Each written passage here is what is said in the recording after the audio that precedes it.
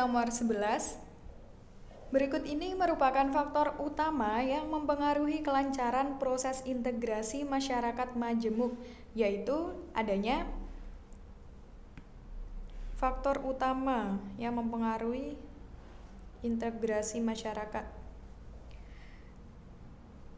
Kita lihat jawabannya satu persatu. Primordialisme. Primordialisme itu sikap menjunjung tinggi hal-hal yang dibawa sejak lahir.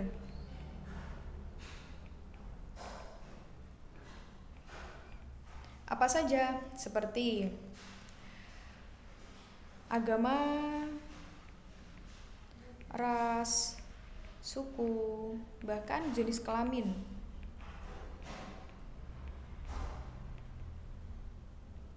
Sikap primordialisme itu kalau diterapkan dengan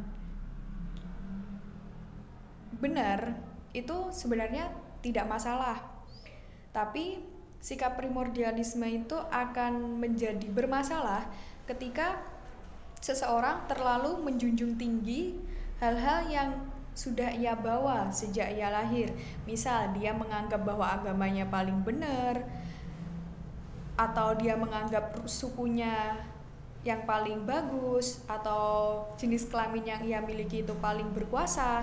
Nah, hal-hal yang seperti itulah yang hanya akan mengakibatkan sikap primordialisme itu kurang bagus untuk dimiliki oleh individu jika berlebihan. Yang B fanatisme. Fanatisme ini adalah sikap berlebihan. Sikap ketertarikan yang berlebihan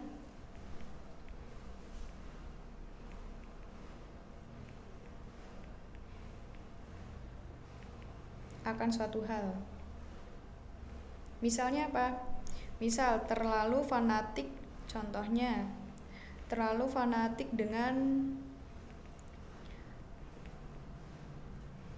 partai politik tertentu, hingga dia melihat bahwa partai politik yang lain itu kurang bagus, istilahnya seperti itu. Dia menganggap bahwa partai politik yang ia dukung itu adalah partai politik yang sangat benar. Nah, ini juga kurang efektif. Etnosentrisme. Etnosentrisme ini sebenarnya berasal dari sikap primordialisme yang berlebihan.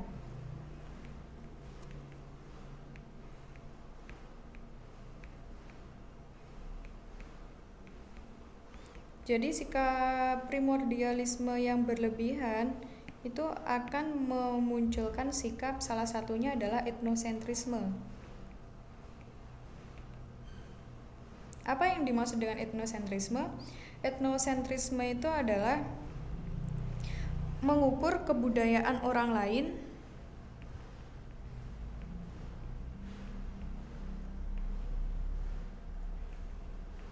dengan standar budaya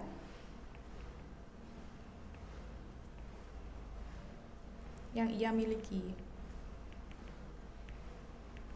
Hal ini juga kurang efektif untuk proses integrasi masyarakat majemuk. Yang D, pemimpin yang cakep, apalagi ini sangat-sangat tidak menjadikan terbentuknya proses integrasi yang baik. Dan yang E, toleransi antar suku. Nah, jawaban yang benar adalah yang E, toleransi antar suku.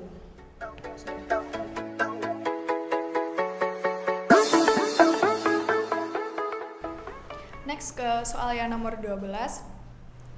Masyarakat kota terdiri dari beragam kelompok suku bangsa, ras, profesi, serta agama. Mereka dapat mewujudkan kehidupan yang serasi dengan kesadaran akan kesamaan hak dan kewajiban sebagai warga negara. Keragaman sosial tersebut menunjukkan ciri. Sebenarnya jawabannya sudah terlihat. Ini jawaban yang sangat mudah.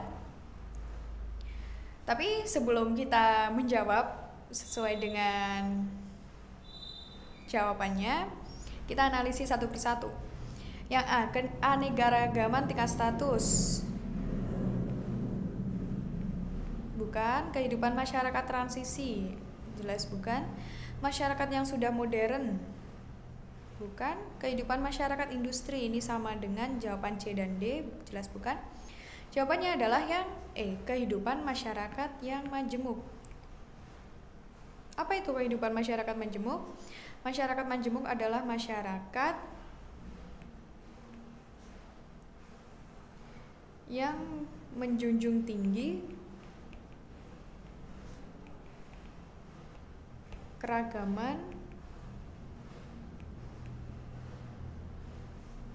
budaya meliputi suku, ras, profesi, agama, dan lain-lain.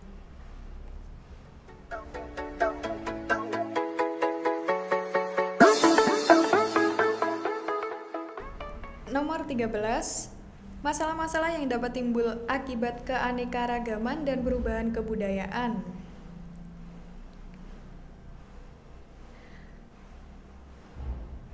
Poinnya adalah kecuali. Nah, materi ini merupakan materi dari masyarakat majemuk.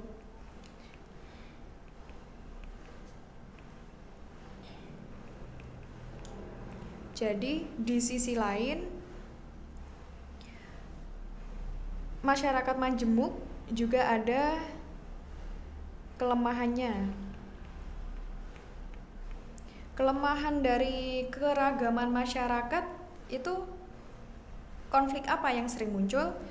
Konflik yang sering muncul itu adalah disintegrasi.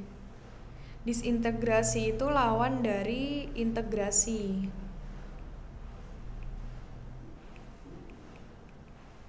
Integrasi itu adalah penyatuan. Sedangkan disintegrasi itu adalah perpecahan.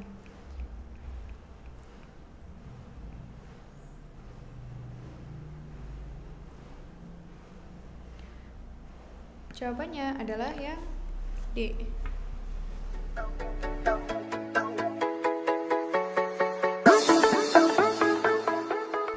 Ke soal nomor 14.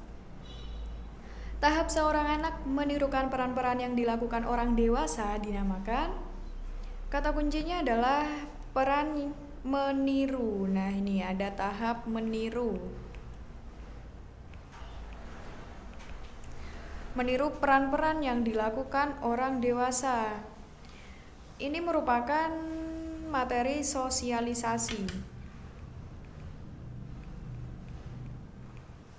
Di materi sosialisasi yang terjadi pada individu itu mengalami 4 tahap.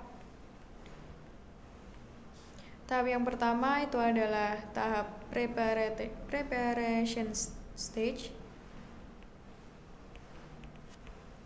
atau tahap persiapan.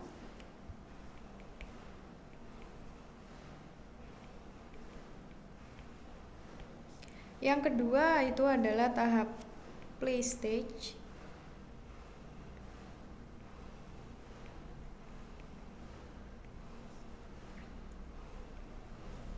Tahap meniru. Yang ketiga adalah tahap game stage atau tahap siap bertindak. Dan yang tahap terakhir atau tahap yang bisa dikatakan sempurna itu adalah generalized stage atau tahap penerimaan norma-norma kolektif.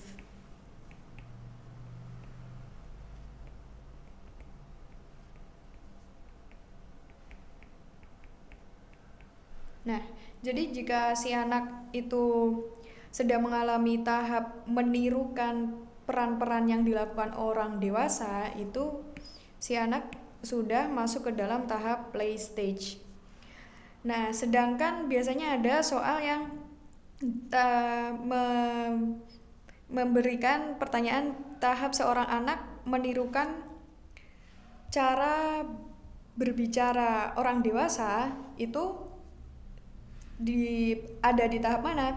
Nah, ketika seorang anak masih menirukan suara-suara yang diberikan oleh orang dewasa, hanya meniru suara saja, itu masih berada di tahap persiapan. Tapi ketika seorang anak dia sudah bisa meniru peran-peran yang dilakukan oleh orang dewasa, berarti sudah ada tindakan yang dilakukan oleh anak itu sudah berada di tahap play stage. Jadi untuk nomor 14 jawabannya adalah yang B.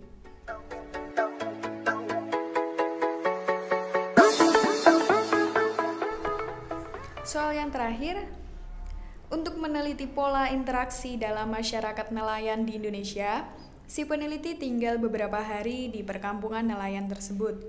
Metode yang digunakan dalam penelitian di atas adalah, kuncinya adalah